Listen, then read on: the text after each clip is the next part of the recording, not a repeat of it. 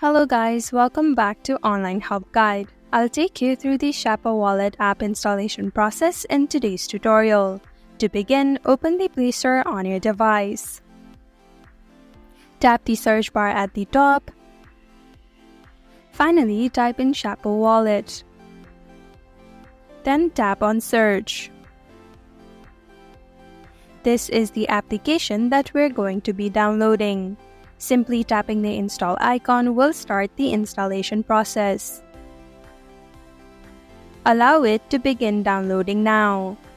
Once the download is finished, tap on Open. Tap on Enter Email at the bottom. You can now access the application by logging in or enrolling following the instructions provided.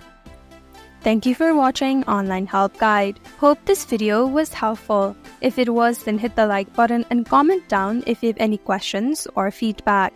Also, if you're new to our channel, subscribe and hit the bell icon so that you don't miss our upcoming videos.